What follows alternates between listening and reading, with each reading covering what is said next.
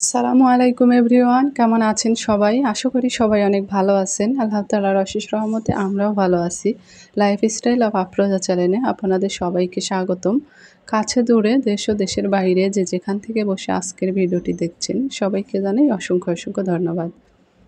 তো আজকের ভিডিওটি তো রান্নাঘর থেকে শুরু করেছি। তো সব কিছু আমি অফ ক্যামেরায় মাছ ভেজে নিয়েছি। তারপরে হচ্ছে তরকারিটা এখন মানে কষাবো আর কি, মশলা কষাবো। তো আজকে হচ্ছে ভয়েস দিচ্ছিলাম, এই সময় হচ্ছে চারিদিকের একটু নয়েজ আসতে পারে, তো প্লিজ সবাই একটু ক্ষমা সুন্দর দৃষ্টিতে দেখবেন। তো আসলে আমি যেহেতু এখন দিনের বেলাতে ভয়েস দিই, আগে মাঝে মাঝে রাতের বেলা দিতাম, কিন্তু এখন আর রাতের বেলা সময় হয় না। কারণ আমাকে আসলে যার যেরকম কাজের অবস্থা বুঝে সময় বের করা, তো সেই কারণে হচ্ছে দিনের বেলাতেই ভয়েসটা দিচ্ছি।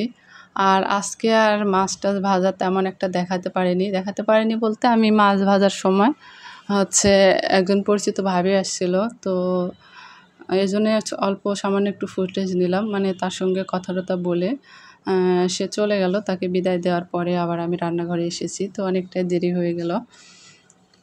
তো এদিকে আমি সব মশলা দিয়ে তো মশলাটাকে কষিয়ে আমি আলু দিয়ে দিয়েছি। আজকে কাতলা মাছ দিয়ে আলু দিয়ে ঝোল করব। তো আমার ভিডিওটি যারা ক্লিক করেছেন প্লিজ মনে করে একটি লাইক দিয়ে আমার ভিডিওটি কন্টিনিউ করবেন। আর আমার ওয়াচ টাইমটা একেবারেই কম আসছে, তো প্লিজ সবাই একটু ভিডিওটা ফুল ওয়াচ করার চেষ্টা করবেন। আমি কিন্তু সবার ভিডিও ফুল ওয়াচ করে দেখি। তো এদিকে হচ্ছে এই তো তরকারিটা কষিয়ে আমি কিন্তু ঝোলের জন্য পানি দিয়ে আবার বলক উঠে এসেছে, তখন কিন্তু মাছগুলো দিয়ে দিয়েছি।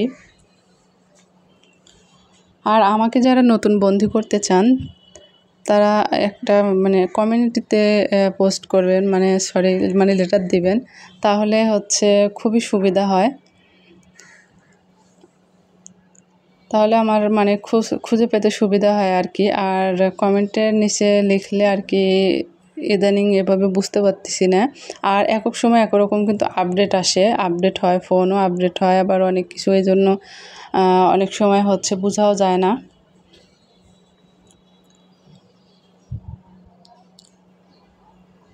তো আজকে অনেক বেশি গরম পড়েছিল।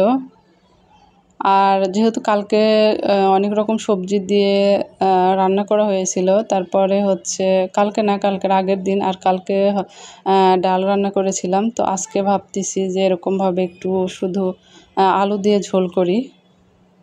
তো প্রতিদিন কিন্তু ওইভাবে সবজি খেতেও ভালো লাগে না, আবার প্রতিদিন কিন্তু মাছও খেতে ভালো লাগে না, মাছ মাংসও খেতে ভালো লাগে না। তো এই তো আপনাদের সঙ্গে কথা বলতে বলতে আমার রান্নাটা প্রায় হয়ে আসছে।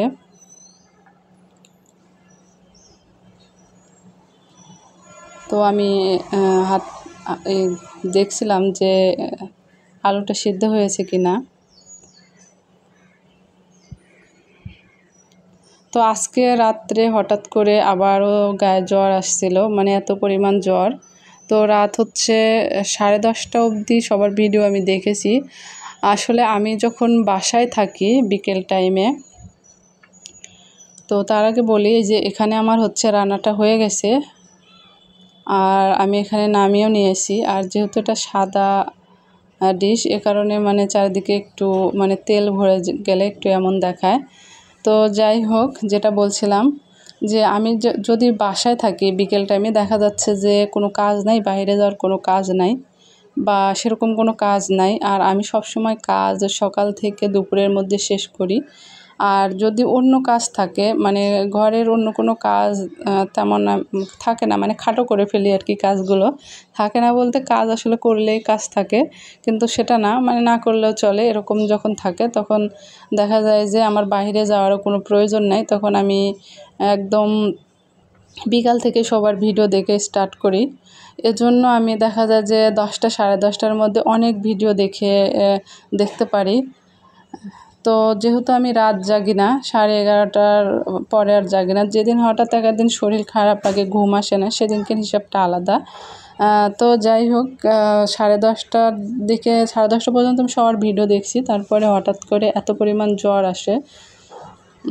তো এটা হচ্ছে যে আগের দিনের ভিডিও আমি এখন এডিট করছি, আর রাত্রে জ্বরের কথা বললাম।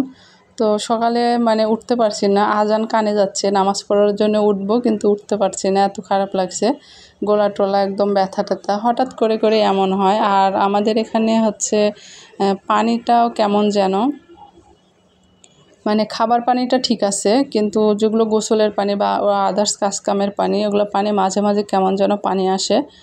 এর জন্য হচ্ছে যে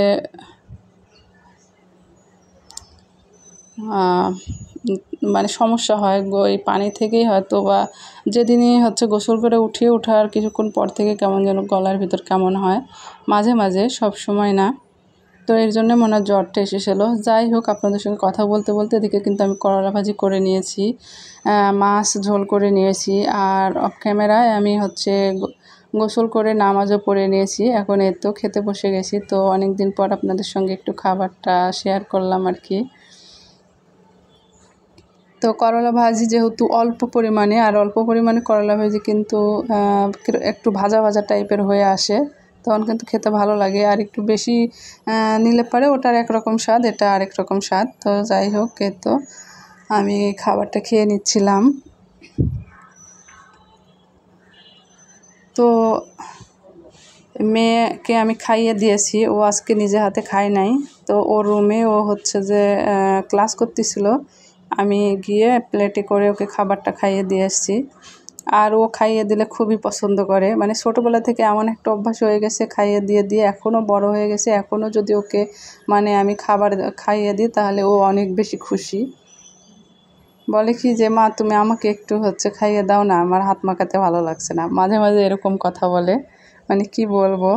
আর এদিকে তো বিকালবেলাতে মা মেয়ে বিলাতি আমরা কেটে নিয়েছি, আমি বাজার থেকে এই বিলাতি আমড়াটা নিয়ে এসেছিলাম। আর এই যে ঝাল বিট দিয়ে, মানে বিট লবণ আর কি, আর এর ভিতরে ঝালও আছে, সব রকম মিক্সড করা।